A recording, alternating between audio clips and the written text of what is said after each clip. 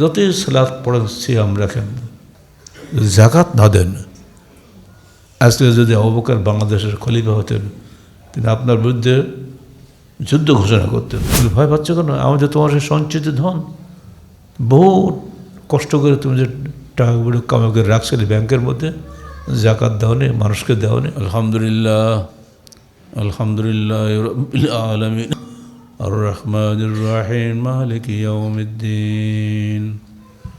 يا أيها الذين آمنوا اتقوا الله حق تقاته ولا تموتن إلا وأنتم مسلمون.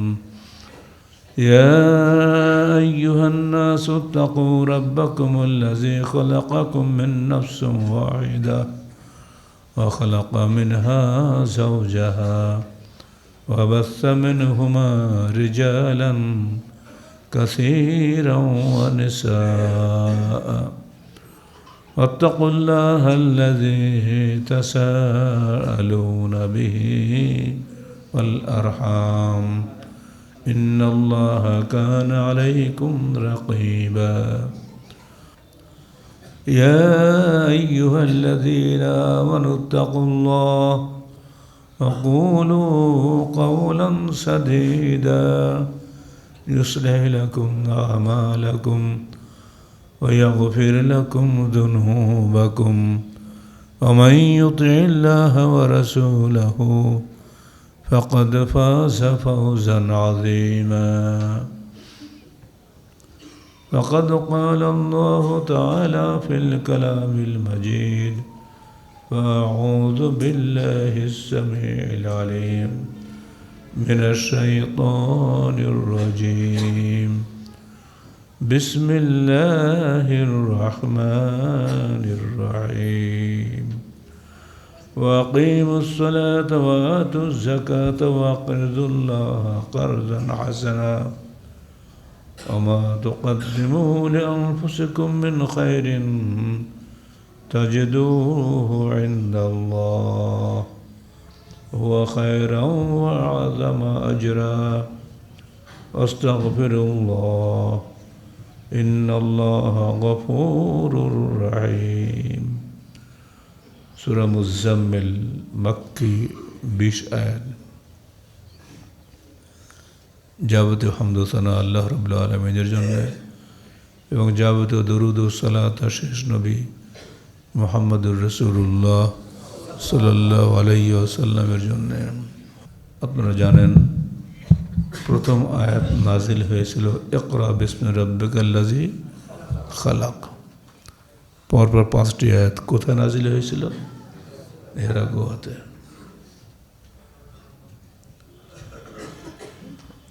এর মাত্র 4-5 দিন পরেই নাজিল হয়েছিল ইয়া আইয়ুহাল মুদ্দাসসির কুম ফাআনদির ওয়া সিয়াবাকা ফাতাহহির। ওখানেও 5টি বা 7টি আয়াত নাজিল হয়েছিল।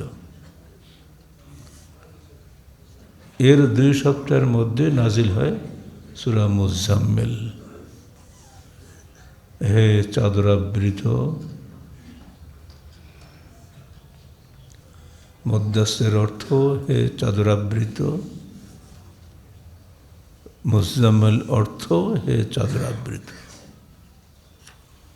ওঠো,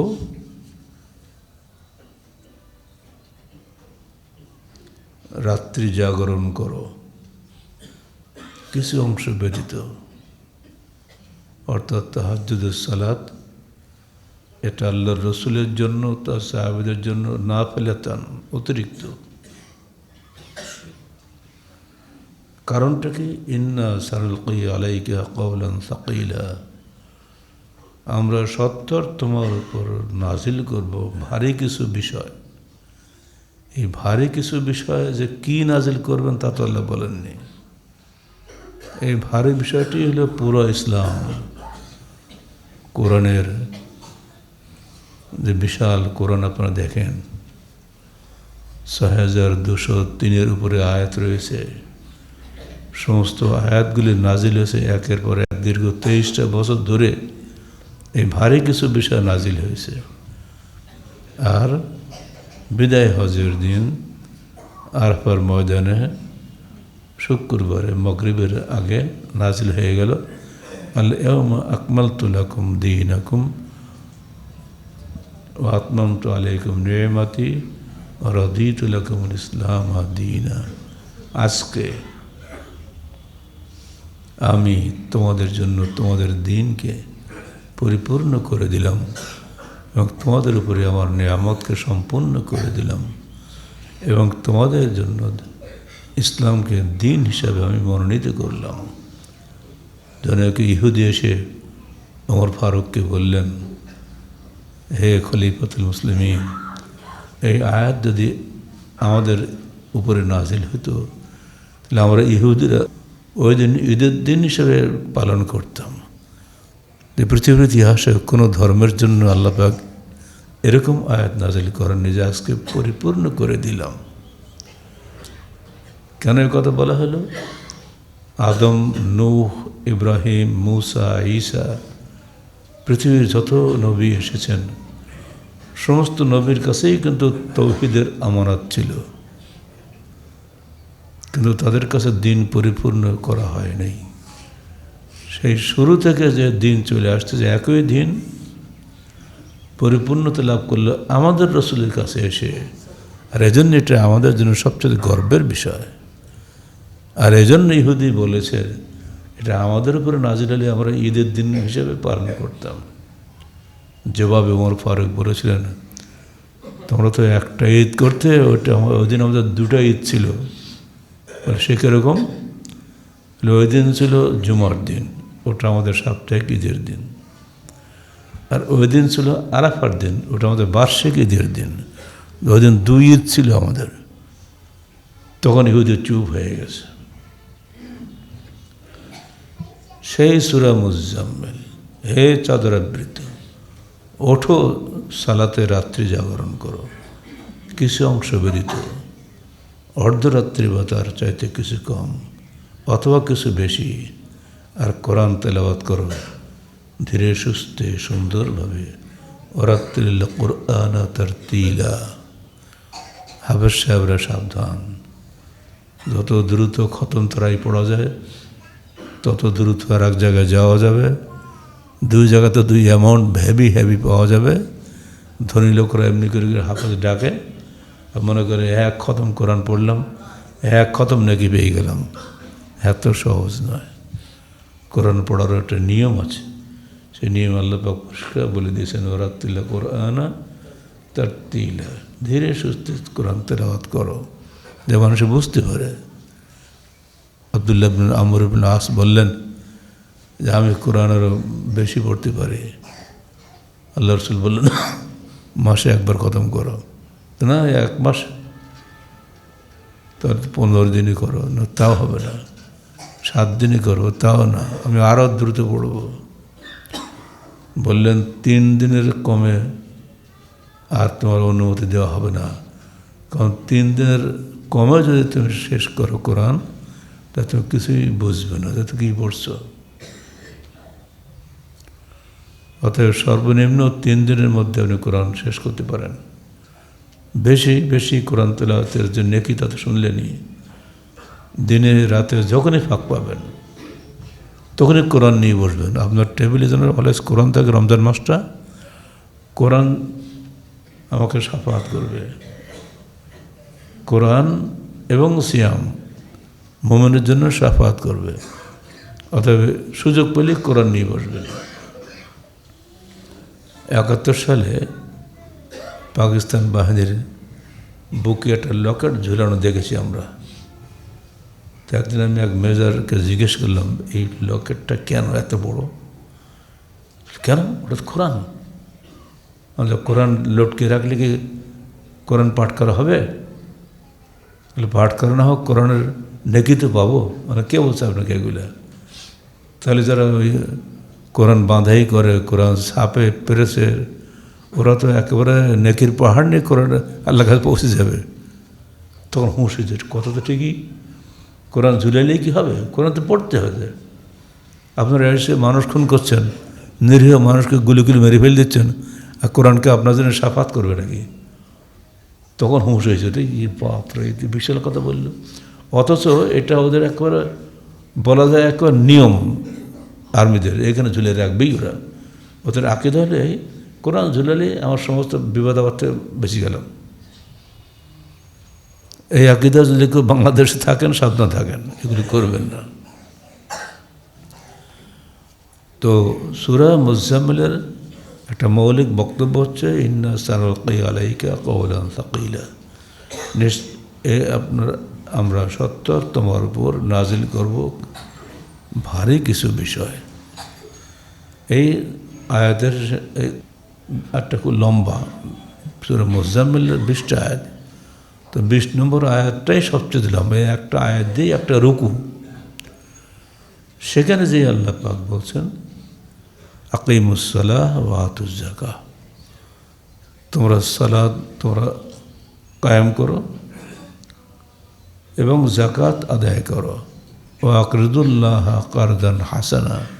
অনেকের ধারণা ইসলামের শুরুতে যাকাতের কথা ছিল না, পরবর্তী গেলে যাকাতের কথা হয়েছে, কিন্তু একবার ইসলামের শুরুতেই 2 সপ্তাহের মধ্যে যাকাতের হুকুম নাজিল হয়ে গেছে। বিষয়টা হালকা নয়। সালাত এবং যাকাত কোরআনে বহু জায়গায় এসেছে, আপনারা জানেন 32 জায়গায় সালাত এবং যাকাত একসঙ্গে এসছে। তো ওয়াকরিদুল্লাহ করদান হাসানা, এটা কী দেন? যাকাত দেওয়া মানে আল্লাহর কাছে কর্জে হাসানা দেওয়া।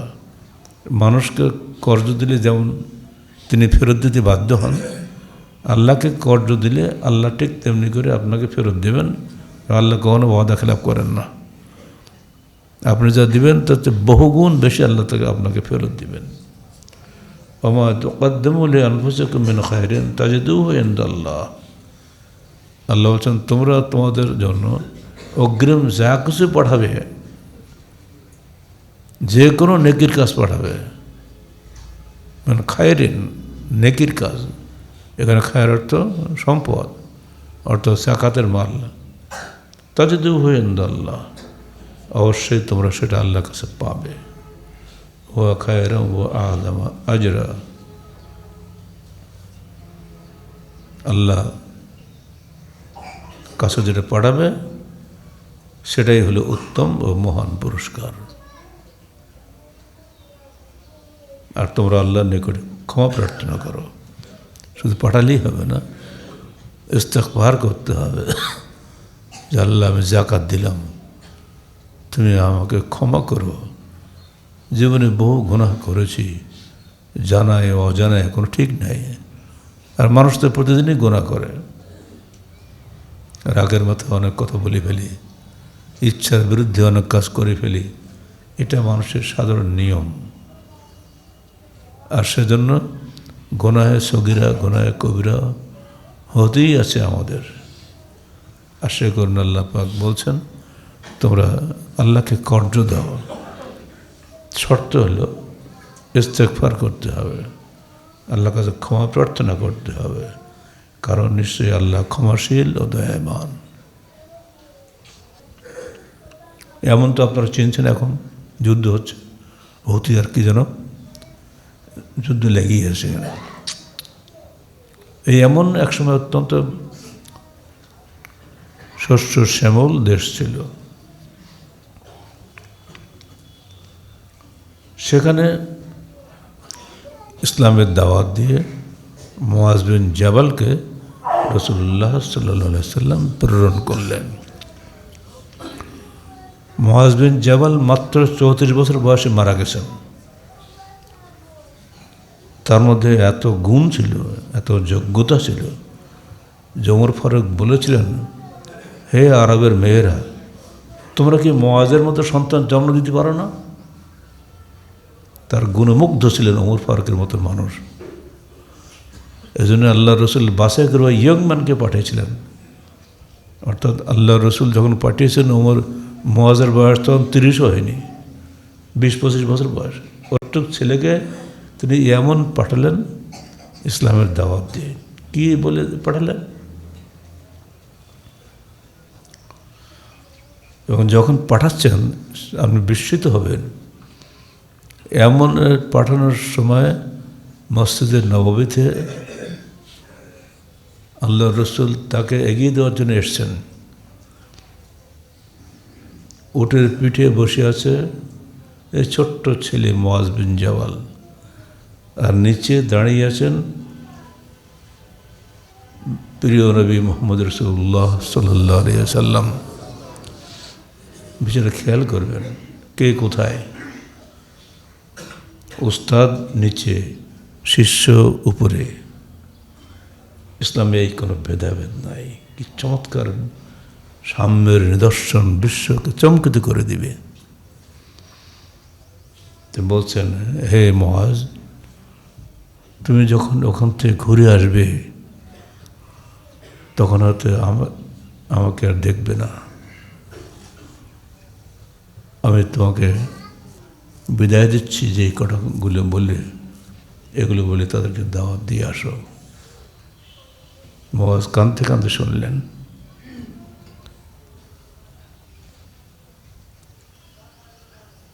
ক্বালা ইন্নাকা তাতি কওমান আহলে কিতাব, তুমি যাচ্ছ ইহুদি নাসারাদের দেশে। ফাদউহুম ইলা শাহাদাতিন আল্লা ইলাহা ইল্লাল্লাহ ওয়া আন্না মুহাম্মাদুর রাসূলুল্লাহ, তুমি তাদেরকে প্রথম দাওয়াত দিবে যে আল্লাহর ব্যতীত কোনো উপাস্য নেই, যেন মূর্তি নাই, সিরেফ আল্লাহ। ইহুদি নাসারাও কিন্তু আল্লাহকে মানে, কারণ সেই সঙ্গে ওরা শিরক করে। আল্লাহর সঙ্গে অন্য কোনো কিছুকেই যোগ বিয়োগ করা যাবে না।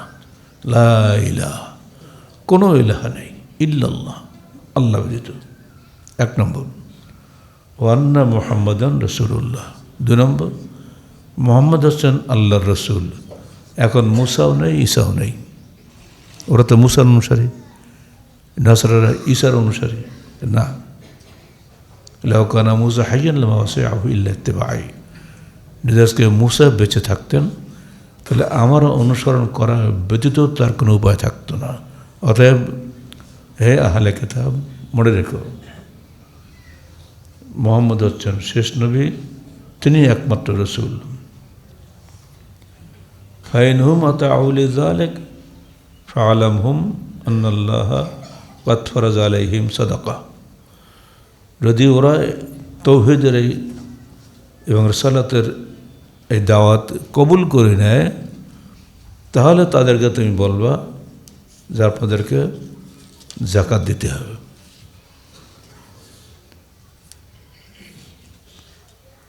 যাকাত দেওয়া কঠিন ব্যাপার, একটা অংশ খসে যাবে। এটা বোঝা গেল শুধু তাওহীদ এবং রিসালাতের দাওয়াতই যথেষ্ট নয়। ইহুদিরা যদি যাকাতের আহ্বান প্রাপ্ত হয় তো মুসলমানদের জন্য যাকাতের আহ্বান নয়, নির্দেশ প্রাপ্ত হওয়া লাগবে। আমরা বহু মুসলমান আছি যাকাত দেই না, সালাত ঠিক মতো পড়ি, সবই ঠিক আছে, যাকাতের সময় হিলা করি, ওটা আগামী সপ্তাহে বলবো কি বুদ্ধি খাটাই আমরা যাকাত ফাঁকি দেওয়ার জন্য। ফিকহের কিতাবে লেখা আছে কীভাবে ফাঁকি দেবেন, এজন্য একটা আলাদা অধ্যায় রচনা করা আছে ফিকহের কিতাবে। কী বুদ্ধি করে ফাঁকি দিলে আপনি আল্লাহকে ধরা খাবেন না, এসব শেখানো হয়, এগুলো ক্লাসে পড়ানো হয়। দুর্ভাগ্য মুসলিম উম্মার, তারা এইসব হাদিসগুলো খেয়াল করেননি অথবা অপব্যাখ্যা করেছেন বা দুরুতম ব্যাখ্যা করেছেন। এটা নতুন জায়গায় ইহুদি নাসারাদের এলাকায় দাওয়াত পড়ানো হচ্ছে। প্রথমে বলা হচ্ছে তোমরা তাওহীদের স্বীকৃতি দাও, 2 নম্বরে রিসালাতের স্বীকৃতি, 3 নম্বরে যাকাত দাও। এই ঝাঁথা ব্যবহার মনে করেন নাকি?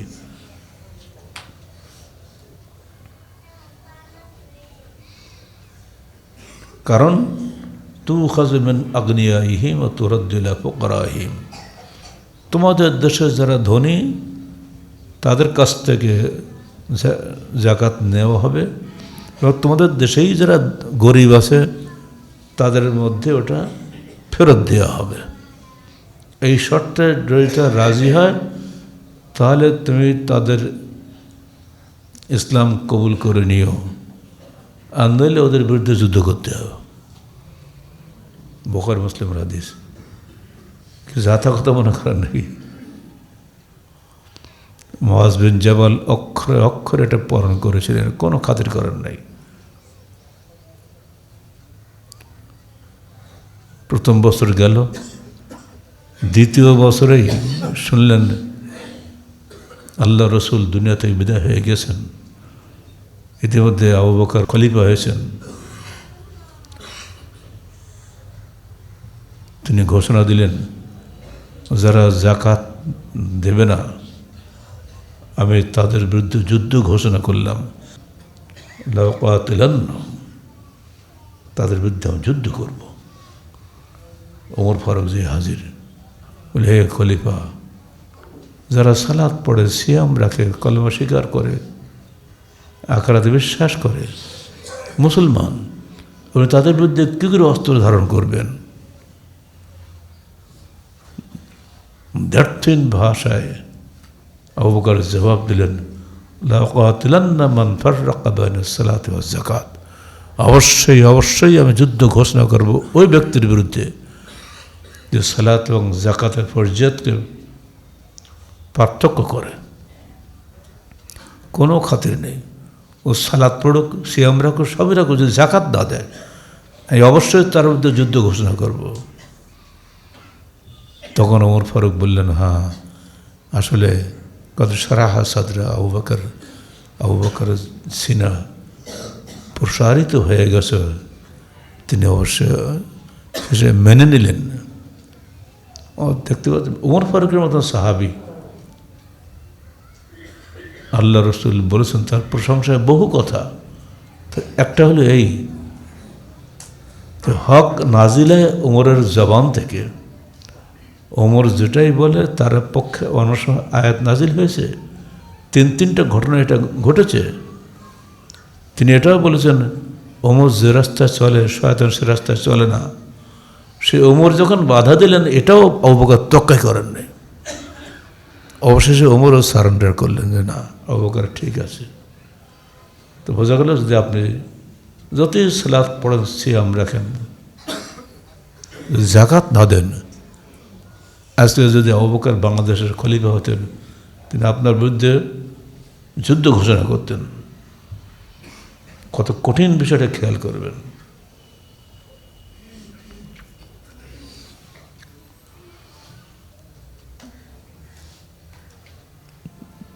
عن أبي هريرة رضي الله عنه قال قال رسول الله صلى الله عليه وسلم ما من صاحب ذهب ولا فضة لا يؤدي منها حقها إلا إذا كان يوم القيامة صفي له صفائح من نار ويحمي عليها من نار جهنم ويكوى بها جنبه وجبينه وجهره كلما ردت أعيدت له في يوم كان مقداره 50,000 سنة حتى يقضي بين العباد فيرى سبيله إما في الجنة وإما في النار متفق عليه।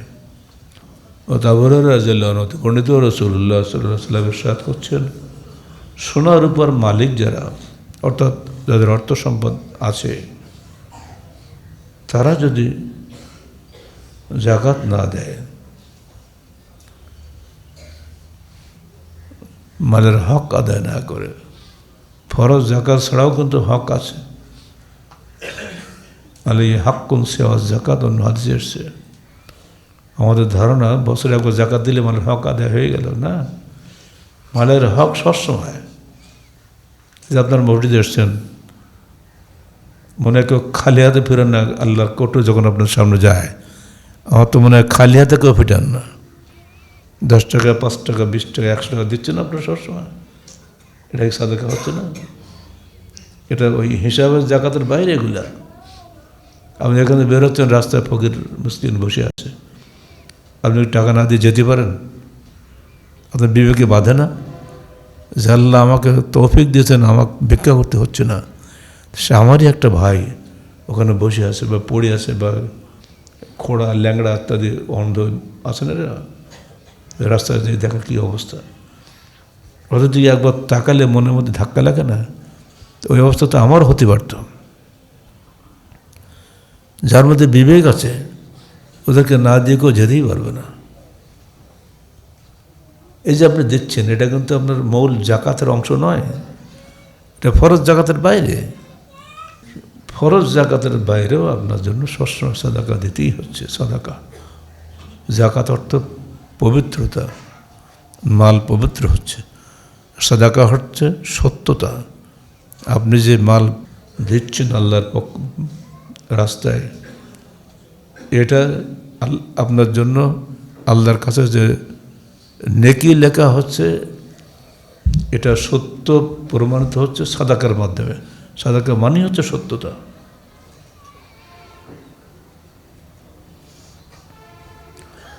আল্লাহ রসুল বলছেন, যে ব্যক্তি মালের হক আদায় করল, যারা করল না, কিয়ামতের দিন তাকে সমস্ত মালগুলোর আগুনে পরিণত করে তাকে দাগানো হবে। তাই এই ডান পাশে বাম পাশে, ডান পাশাড়ে বাম পাশাড়ে, পিঠে সামনে সর্বত্র দাগানো হবে। অতঃপর কিয়ামতের দিন ওই আযাব তার হতেই থাকবে যতক্ষণ না বিচারের কাজ শেষ হয়। আর যে কিয়ামতের দিনের পরিমাণ 50 আলফা সানা, দুনিয়ার হিসাবে 50,000 বছর। অর্থাৎ মানব জাতির প্রত্যেকের হিসাব শেষ করতে একদিন লাগবে। এই একদিনটা হচ্ছে আমাদের দিনের 50,000 বছর সময় লাগবে। এই এতদিন আমাকে বা আপনাকে যদি আমরা জাকাত না দেই, আযাব ভোগ করতে হবে। কারোর ক্ষমতা থাকলে জাকাত না দিয়ে ঘরে বসে থাকেন, একটু পরে নিঃশ্বাস বন্ধ হলে ঠেলা টের পাবেন। কারণ মৃত্যুর পর থেকেই কিয়ামত শুরু হয়ে যায়। মাতাল ইনসানু ফাকাদ কিয়ামত কিয়ামতুহু, মানুষ যখনই মরে তখন তার কিয়ামত শুরু হয়ে যায়। আন আবি হুরায়রা রাদিয়াল্লাহু আনহু قال قال رسول الله صلى الله عليه وسلم من آتاه الله مالا فلا يؤدي زكاته مستر له ماله يوم القيامة ثم يأخذ بلهزمتيه يعني شدقيه ثم يقول أنا مالك أنا كنزك ثم طلع ولا يحسبن الذين يبخلون بما آتاهم الله من فضله هو خيرا لهم بل هو شر لهم سيطوقون ما بخلوا به يوم القيامة سيطوقون ما بخلوا به يوم القيامة ولله ميراث السماوات والأرض والله بما تعملون خبير سورة آل عمران 180 আয়াত। রাওয়াহুল বুখারী মিশকাত 1774। আবু হুরায়রা রাদিয়াল্লাহু আনহু হতে বর্ণিত, রাসূলুল্লাহ সাল্লাল্লাহু আলাইহি ওয়াসাল্লাম ইরশাদ করেন, মান আতাহুল্লাহু মালান, আল্লাহ পাক যাকে মাল দিয়েছেন, ফালাম ইউআদ্দি যাকাতাহু, অথবা সে তার যাকাত আদায় করেনি, মুসরা লাহু মালাহু ইয়াউমাল কিয়ামা, মুসরা লাহু মালুহু ইয়াউমাল কিয়ামা, কিয়ামতের দিন তার সমস্ত মাল তার সামনে সাপের আকার ধারণ করে আনা হবে। সুম্মা ইয়াখুযু বিলিহাযামাতাইহি ইয়ানি শিদকাইহি, তার দুই চল খাবলে ধরবে। সুম্মা ইয়াকুলু আনা মালুকা ওয়া আনা কানজুকা, অতঃপর ওই সাপ বলবে, আমি তোমার মাল, আমি তোমার সঞ্চিত ধন। ব্যাংকে থাকে টাকা পয়সা। সুম্মা তালা, অতঃপর আল্লাহ রাসূল তেলাওয়াত করলেন কি, ওয়ালা ইয়াহসাবান্না আল্লাযীনা ইয়াবখালুনা বিমা আতাহুমুল্লাহু মিন ফাদলিহি হুয়া খায়রান লাহুম, যারা কৃপণতা করে আল্লাহ পাক তাকে যে মাল দিয়েছেন সেখান থেকে জাকাত দিতে যারা কৃপণতা করে সেজন্য এটাকে তার জন্য উত্তম মনে না করে, বাল্হুয়া শাররুল্লাহম, বরং এটি তার জন্য মন্দ, টাকা বেশি হওয়াটাই মন্দ, এটা যেন তার জন্য উত্তম নয়। যত টাকা বেশি হবে তত তার পরীক্ষা বেশি হবে।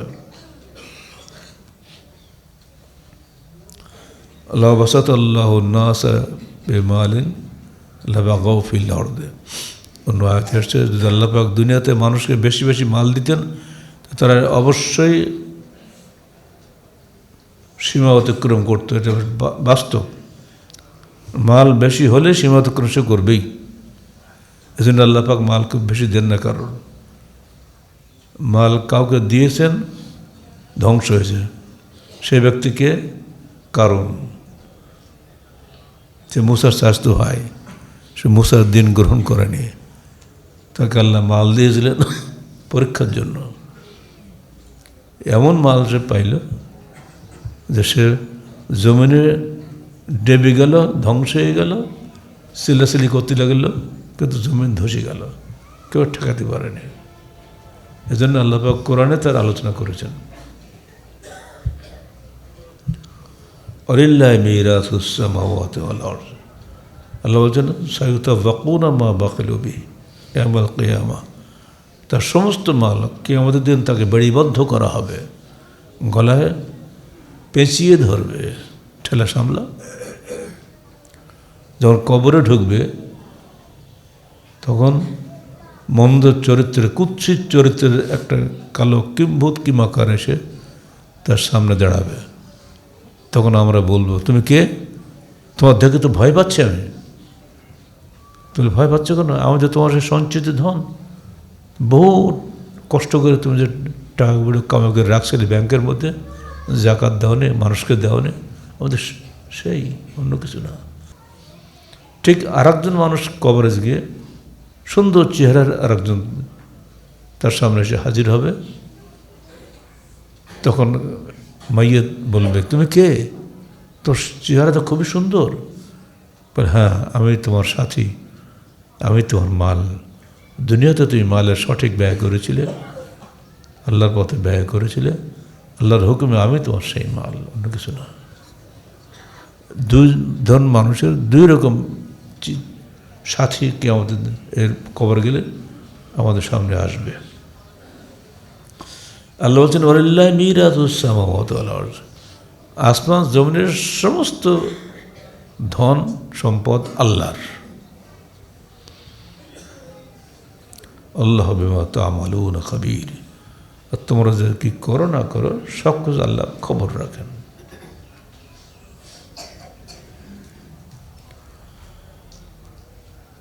যারা জাকাত দেয় আল্লাহ রসুল তাদের জন্য দোয়া করেন খাস করে। আর সেজন্য আল্লাহ পাক বলছে ইন্না সালাতাকা সাকানুন লাহুম। হে রসুল, তুমি যে দোয়াটা করো জাকাত দাতার জন্য, এটা তাদের হৃদয়ের প্রশান্তি। তো আল্লাহ রসুল মৃত্যুবরণ করার পরে লোকেরা বলল, তাই তো এখন তো রসুল নাই, দোয়া করবে কে? এই চিন্তা করে অনেকে জাকাত জমা করতো না, অথচ জাকাত জমা করাটাই কিন্তু নিয়ম। তখন আবু বকর বললেন, যদি যে জাকাত জমা না করে, রসুলের জমানায় যে একটা বকরির বাঁধা দড়িও জমা করা হতো, আমার জমানায় সেটাও জমা করা না হয়, তাহলে আমি তার বিরুদ্ধে যুদ্ধ করব। ওটা জাকাত হয়তো তারা দিত, কিন্তু ইচ্ছা মতো জমা করতো না। জাকাত জমা করার এই সুন্নতটা আমাদের মধ্যে উঠে গেছে। শুধু আমরা জাকাতুল ফিতর জমা করি, ফিতরাটা, তাও আমরা পুরোপুরি করি না। কিছু নিজে নিজে বিতরণ করি, কিছু জমা করি। পুরোপুরি যদি জাকাত, ওসর, ফিতরা সব জমা হতো, তাহলে প্রত্যেক এলাকায় এলাকায় বাতুল মালের বিশাল ফান্ড হয়ে যেত। গভর্নমেন্ট জাকাত ফান্ড তৈরি করলেন বটে, কিন্তু গভর্নমেন্টকে লোকে বিশ্বাস করে না, এই জন্য জাকাত ফান্ডে কেউ টাকা দিতে চায় না। তো যা জমা হয় সে কম না, তারা যথেষ্ট সেখান থেকে ব্যয়ও করে। সেখানে একটা আলাদা কমিটি আছে। এরপরও মানুষ নিজ হাতে দিতে ভালোবাসে, কোনো যা দিতে চায় না। কিন্তু উচিত হলো জমা করা। তাতে লাভ হবে এই যে আপনি রিয়া মুক্ত হবেন এবং আপনার মধ্যে মালের প্রতি কোনো টান থাকবে না। জমা করে দিয়েছি, বন্টন করার দায়িত্ব হলো মোতোয়াল্লির, আমার না। আমি জমা করব, আমি বন্টন করব, এই মেজাজ যদি হয় তাহলে আপনার মধ্যে একটা রিয়া চলে আসবে এবং সঙ্গে সঙ্গে স্বজনপ্রিয়তাটাও চলে আসবে। এখান থেকে বাঁচার জন্য জমা করার নিয়মটা মুসলমানদের মধ্যে চালু হওয়া ভালো ছিল। আহলে হাদিসদের মধ্যে এখনও চালু আছে, আংশিকভাবে পুরা মাত্রায় নয়। আল্লাহ বলছেন, আল্লাযীনা ইয়াকনিজুনা আয-যাহাবা ওয়াল ফিদ্দাতা লা ইউনফিকুনা ফী সাবিলিল্লাহ ফাবাশশিরহুম বিআযাবিন আলীম। যারা সোনার উপর জমা করে অথচ আল্লাহর পথে ব্যয় করে না, তাদেরকে মর্মান্তিক আযাবের সুসংবাদ দাও। কামা ইউহমা আলাইহা ফী নারি জাহান্নামা ফাতাকুয়া বিহা জিবাহুম ওয়া জুনুবুহুম ওয়া যুহুরুহুম হাযা মা কানাজতুম লিআনফুসিকুম। আল্লাহ পাক সেদিন বলবেন, এই তোমার সেই মালামাল যা তুমি জমা করেছিলে দুনিয়াতে, সেইগুলি তোমার সামনে এসছে, নতুন কিছু আসেনি। কোরআনে এসছে একথা, হাদিসের ঠিক একথাই এসছে। সূরা তাওবা 34 আয়াত। যখন আপনার কাছে মাল 2 বছর থাকবে তখনই আপনি যাকাত দিবেন। আর ইবনে উমর মান ইস্তাফাদা মালান ফালা যাকাত আলাইহি হাত্তা ইয়াহুল আলাইহিল হাউল, রাওয়াহু তিরমিজি। 2 বছর না পর্যন্ত আপনি যাকাত দেবেন না। 2 বছর যাতে ক্রস না করে, এজন্য অনেক হিলা বাহানা করা হয়, বুদ্ধিশুদ্ধি খাটানো হয়। আল্লাহ কিন্তু বিমা তা'মালুন খাবীর, আমরা কী করি আল্লাহ সব খবর রাখে।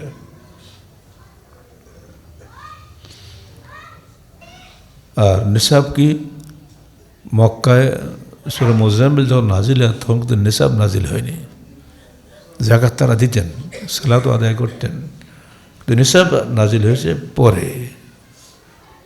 ফি কুল্লি আরবাইনা দিরহামান দিরহামুন, 40 দিরহামে 1 দিরহাম। অর্থাৎ আপনি যা সঞ্চয় করবেন পুরা মালের 40 ভাগের 1 ভাগ আপনি যাকাত দিবেন।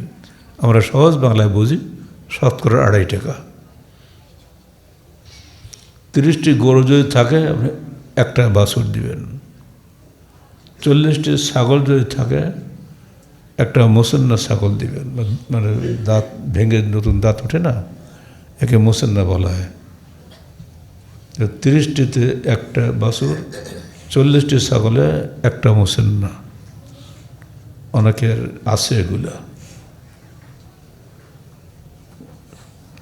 অলঙ্কারের যাকাত, অনেকে ফতোয়া দেন মহিলাদের অলঙ্কারের যাকাত দিতে হবে না, ভুল ফতোয়া।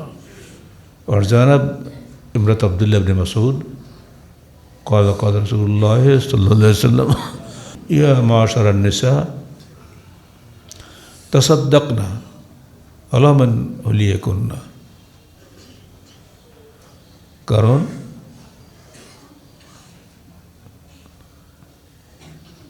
রাআইতু আকসারা আহলিন নার ইয়াউমাল কিয়ামাহ মিনকুম, কিয়ামতের দিন অধিকাংশ জাহান্নামী হবে মহিলারা। কারণ অলঙ্কার ব্যবহার করে কারা? মহিলারা করে না। পুরুষের অলঙ্কারের কোনো প্রয়োজন নাই। কোনো কোনো মহিলার এত বেশি বেশি অলঙ্কার আছে কল্পনাই করা যায় না। কোনো ধারণা যে অলঙ্কারে যাকাত লাগে না, তো এই সমস্ত সোনার রূপা এই অলঙ্কারের মধ্যে রেখে দেয় যে অলঙ্কারে যাকাত লাগে না বলে। এই ফতোয়া বাজে একটা চূড়ান্ত ভুল ফতোয়া। এই হাদিসটি আপনি বুঝতে পারবেন। আব্দুল্লাহ ইবনে মাসউদের স্ত্রী জায়নাব আল্লাহ রসুলের কাছে গিয়েছেন, তাকে জিজ্ঞেস করেছেন। তখন আল্লাহ রসুল পরিষ্কার জবাব দিয়েছেন, তোমার যদি অলঙ্কারও হয় তথাপি সেখান থেকে যাকাত দাও। কারণ কিয়ামতের দিন এই অলঙ্কার তোমার ক্ষতির কারণ হবে। আমর ইবনে শুআয়ব নবী আন জাদ্দিহি আন্না ইমরাতানে আতাইয়া নবিয়্যা সাল্লাল্লাহু আলাইহি ওয়াসাল্লাম, 2জন মহিলা আল্লাহ নবীর কাছে আসলেন। তাদের উপরে সাওয়ারান মিন যাহাব, স্বর্ণের কঙ্কন ছিল, আমরা যাকে গোল বালা দেয় না সোনার, এ কঙ্কন বলা হয়। তো তাদেরকে আল্লাহ রসুল জিজ্ঞেস করলেন, সকাল নবী তোমরা কি এর দিয়েছো, কি বলে জাকাত দিয়েছো? তো না। দেখো সেওয়ার নার, তোমার এই কঙ্কন জাহান্নামের কঙ্কন, সাবধান। আর উম্মে সালামা উম্মুল মুমিনিন তিনি বলছেন, আমার বালা ছিল স্বর্ণের দুটা। তো তাকে জিজ্ঞেস করলেন, উনি বললেন, হে আল্লাহ রসুল, এটা কি কানজ হবে, সঞ্চিত ধন হবে? তখন জবাবে আল্লাহ রসুল বললেন, তোমার দিয়ে জাকাত আহা, তুমি কি জাকাত দিয়েছ? না, তুমি জাকাত না দিলে এটাই হলো জাহান্নামের কঙ্কন বালা, আর জাকাত দিলে তুমি মুক্তি পেলে। তো নিজের স্ত্রীকে পর্যন্ত একথা বলে দিয়েছেন, কাউকে খাতির করেননি। আরটা হলো ব্যবসারত সম্পদ, যারা ব্যবসা করে তাদেরকেও জাকাত দিতে হবে হিসাব করে। করোনার সময় ব্যবসা চলেনি, এ বিষয়ে ফতোয়া হলো এই, যখন ব্যবসা চলবে না, আকালের বাজারে মহামারীর সময় যদি হয়, তো যখন ব্যবসা ভালো চলবে তখন হিসাব করে আপনি 1 বছরের হিসাব করে জাকাত দিবেন। পরপর 1, 2, 3 বছর চলে কোনো ব্যবসা নাই, কিন্তু যখন ব্যবসা চলবে ভালো তখন আপনি 3 বছরের জায়গায় 1 বছরের মালের জাকাত দিবেন। আর এমনি তো স্বাভাবিক অবস্থায় কোনো ছাড় নেই। ব্যবসার তো সম্পদ হিসাব করে কত টাকার মাল আপনার ঘরে আছে, এসবগুলি সম্পদ। যেমন ঘরে স্বর্ণ থাকলে যেভাবে জাকাত দিতে হয়, ঠিক ব্যবসায় রত সম্পদেরও আপনি জাকাত দিতে হবে। এই নিয়মগুলো ফলো করে আমাদেরকে জাকাতের বিষয়টা মনে রাখতে হবে। আল্লাহ পাক আমাদেরকে সত্যিকার অর্থে জাকাত দেওয়ার তৌফিক দান করুন। হিসাব করে জাকাত দিবেন। লামসাম কিছু দিলাম জাকাত হয়ে গেলে এটা নিয়ম নয়। এটা যদি না করেন তাহলে আপনার পুরো জাকাতটা ব্যর্থ হয়ে যাবে। আকুলু কাওলি হাযা আস্তাগফিরুল্লাহ লি ওয়া লাকুম ওয়া লিসাইরিল মুসলিমিন। আলহামদুলিল্লাহ নাহমাদুহু ওয়া নাস্তাঈনুহু ওয়া নাস্তাগফিরুহু ওয়া নু'মিনু বিহি ওয়া নাতাওয়াক্কালু আলাইহি ওয়া নাউযু বিল্লাহি মিন শুরুরি আনফুসিনা ওয়া মিন সাইয়্যাতি আ'মালিনা। من يهده الله فلا مضل له ومن يضلل فلا هادي له ونشهد أن لا إله إلا الله وحده لا شريك له ونشهد أن محمدا عبده ورسوله. একটি কথা বলতে ভুলে গেছি, মুআয বিন জাবালকে ইয়ামানে পাঠালে হলো তো, উনি পরে যখন শুনলেন ওমর ফারুক খলিফা হয়েছে, তখন